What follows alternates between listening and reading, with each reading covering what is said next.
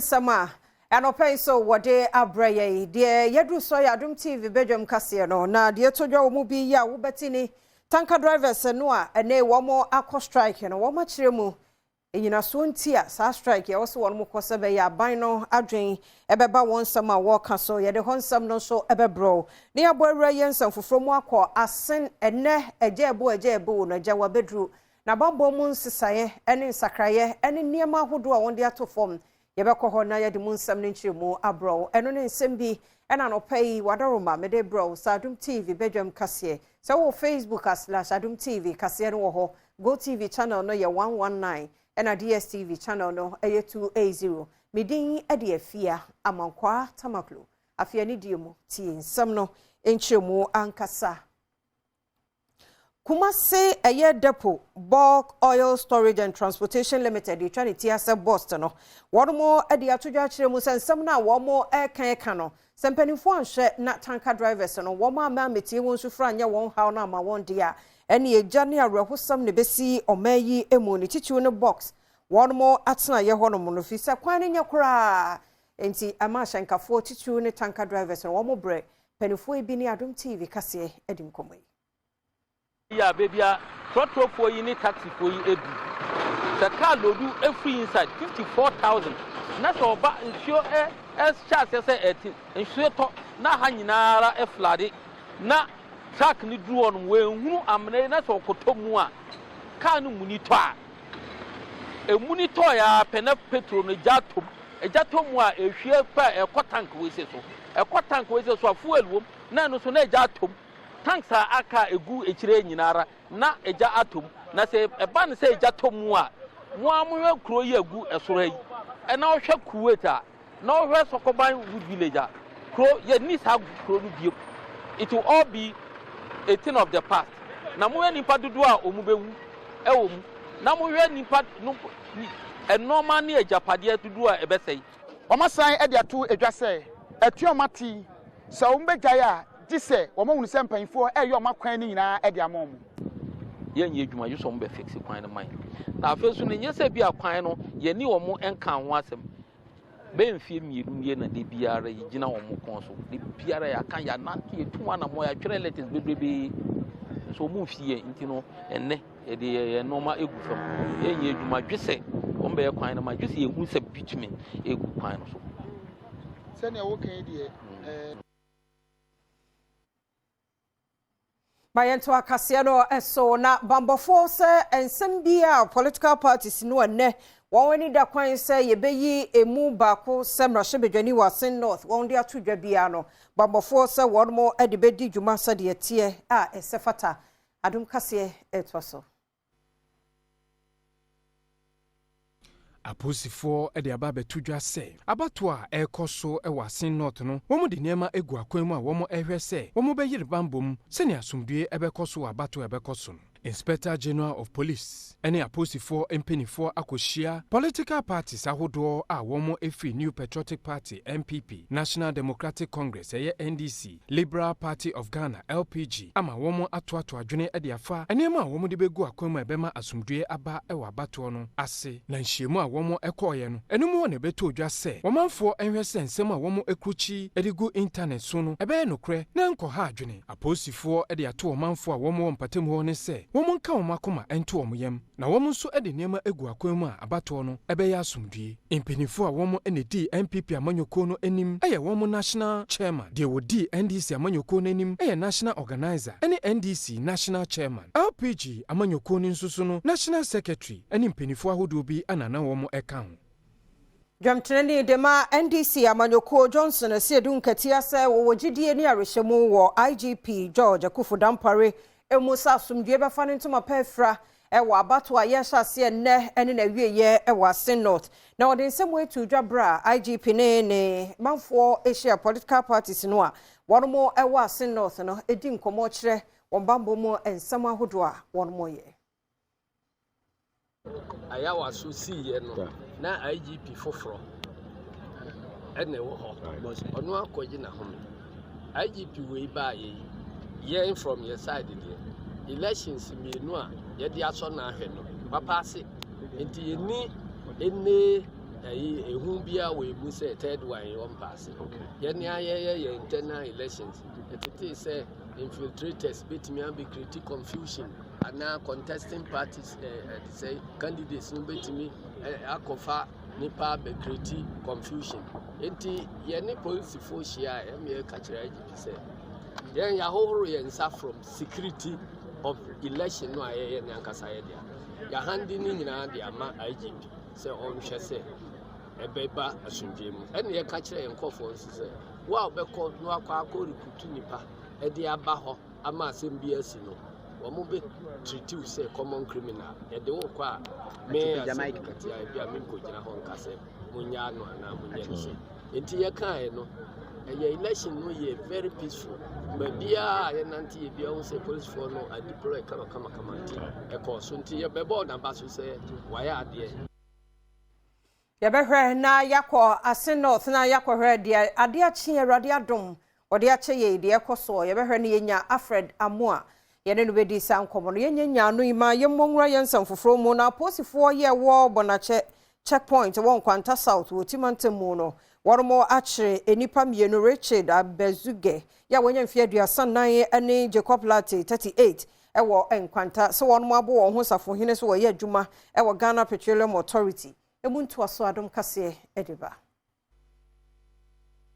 enipa mienu ya wondin ene Richard Abezuge ya wonya mfie aduasan nan ene Jacob Latte a wono so anya mfie aduasan wotwe eye wo ho te se wo ye adwuma ewo Ghana National Petroleum Commission asan na ada ne nti ana masisi won ho akoka adwamu se nipa mienu wokọ bia wonom eton fa anwo a no ahyeda akodada wonom se opese wo hu won krata wodi ye adwuma no asan so agisika afri ewuranom no eho 4 stations ahodo a okoye nyina no waje Ghana sika no sidio ha mienu 200 cedis efri won ho ena afi wasan so je fanwo Ghana sika no wo ha 100 Ghana cedis. Detective Inspector Bright and Cancer and prosecutor wudi asem yechi na wachire mu se abra filling stations no wuranom ehunu se sani pay eni no kure no wonom ebo Ghana National Petroleum Commission tenefa ewo timantem mu mpanyinfo amane eno enenam so a wonom so yi a police fo asutire a wode kwakire sani pa mienu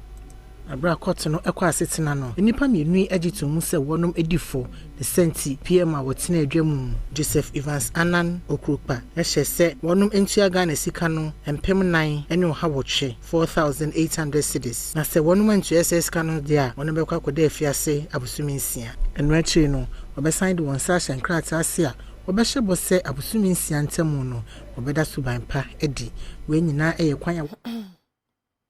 Adwumayefo ne kromafo ewo na Com Health Center wo Pusiga Mensinimo ewa Upper East Bantam ne mo sa Pusiga District Assembly no ne mpanimfo mra na anu insuo toye mawi akire sa Health Center na ebo wo mo ho ban wa pomudin emu no insuo yiri no Adom kase etwaso se beye busumi enum ena edan wi epai aha ebro busumi mpo sisi ha na me kan yadi kan ya mampenimfo so ate as assembly no so ate yempenimfo ewo directorate so ya we omo ye ho adwuma but ese ache kakra na how I wo mu pa ne sense ade we aye sei no se nsuo to a ese se nyina yetum na edwane kope ba bi hye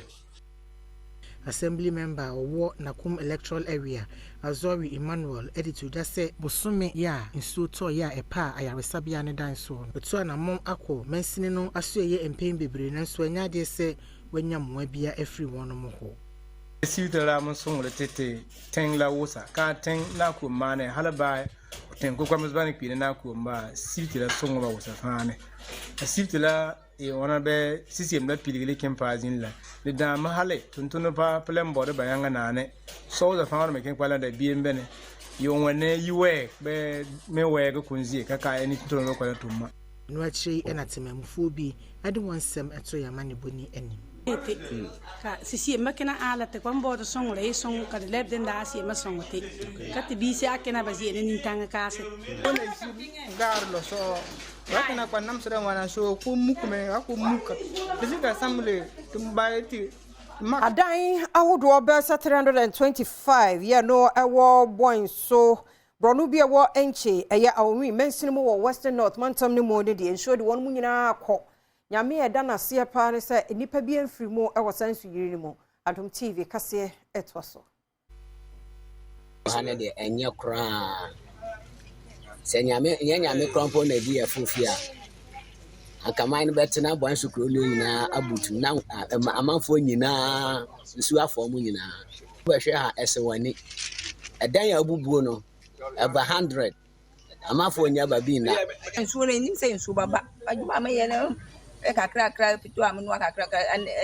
edan na bua afai me dance no na me nyina sisi a eni babi a ye bako ye hu de ye ba ye babi a ye bako akoda mpo aye de nsu ni yiri ne yanda ne nyina abu yes se omba ma ba na bua ye tumi ye bibi e betumi asi mo disa Ghana ban bubu aye esi aye ni bibi aye be da kra no ai hu ye mo aye ye omo ya nyama ya japa de nyina se Ghana ban se obeden obebo aye National Disaster Management Organization eye NADMO manfo so akopiemu e wompatemu a womo aboa wo manfo a ensuo ese womo enya pade no Adom TV Badwam kase na oguso hwe no na mayenko Asen North Alfred Amo ewo ho Alfred anopa e wote yenka ye moache Alfred wote yenka Hello, good morning. Alfred. Hello, good morning. Morning. Alfred na ho ye? Nyamia dum na mo so. Alfred, woni na sesan. We de nya Alfred. Me ento so na ye nhwe ye nya Alfred amu a na ye ne no atoa ye nkomo no eso. Na ye de mo ebowura ye nsamfoforo emu oso afo be de akire ya ohwe food and agriculture so ne fa ehwe crops ya wo from pon ado. The name was USAID moi ya womude free World Food Program mode abra ekwafo World Northern Region abopa manuane ho ensam ekoyie na eno so ebeboa ama sikasama timi agina na so Adom kase etwaso inputs na yedi ekwa adwuma no ne bo ne wosoro kakra nti kwafo bebre niam bebre ayesenka omutumi di ekwa no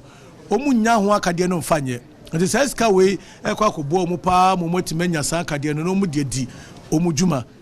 ewo kwaye mu onipa ono ene gine mu de ma USAID ede won nsem atu dwa no wodi tu dwa se anamo a womo atu no eyade a womo epese womo eboa ema Ghana Greek nsem etumpon na enuane edoso. It is important to note that this program is part of our broader commitment to support Ghana's agricultural sector. Through the United States Feed the Future initiative, this program will actively contribute to the country's economic growth and development. We firmly believe that this program will preserve the productive capacity of small-scale farmers in Ghana during this challenging period.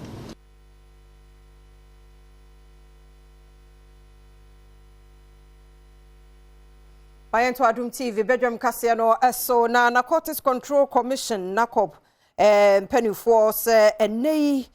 kwan ya nipa mo bi faso nuro no wo mo abuse no hadwene ye papa panitichu ewo emabuno no FM Director General da NACOP ano Kenneth Edu Amanfo enenei wone sorenom ne nananom atrankunya obi a wono ahyiemu a ye bode rode afa nubone nom ho ene hu sunsanso a yenya so mai.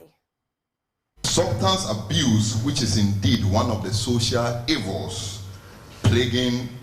Ghana today, is still assuming an alarming rate.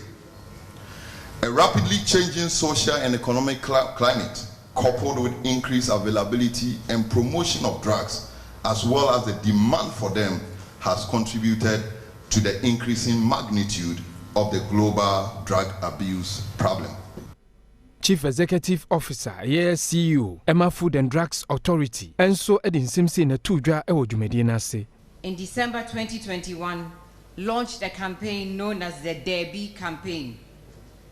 with leading artists in Ghana, with the hope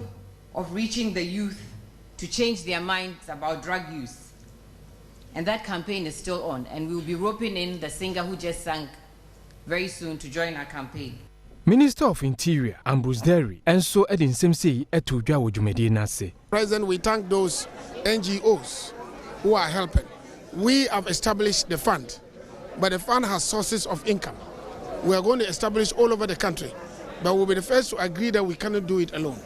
So the churches, faith organizations, the NGOs and individuals who have done that, that's why we recognize them and we're going to work with them. West Mensino mo ewo Brumantamu efra bino se agenda 111 project ne die brekum die no wiebe ye be sha afefufuo mu die no won ma wie Adom kase etwa so. Yeah, so the ma contractors no omu ya adwuma no. Se ode ama omu a e de aba no ontu ho na mom yehu so de ama omu na omu koso nya adwuma no. So fa ma omu so a mesere se aba no so nkeka no ho no fa yere onfa ma. Ye doctor no here ode akoma so pa o. Odi ehwema pe nyamene ndi omwaye dalo kura beto aba mekwa koda. Engineer wono na ehwe amomasi agenda 111 no ewo mpatem ho Edwin Kojo Afari enso edi nsem sei na tudwa. Looking at the stipulated time omodema no by December end of this year we should be able to finish with the project. So far we speed na ekone there e betimi awie provided say the necessary nyama e say hia ye de adwuma no ebeba. Wasan achire mu se dwumadi a womo edi no womo do 35% na womo ewo gidie se womo be ye dwumaden. This wise adwuma no there baby I do there between 25 to 30% for that matter. Ye electricity problem ewa ha. Initially no mo can say yanje temporary power. But yene netco VNR kasa ye no almost say yanje temporary power na je fe ginegine ebebo manya low voltage.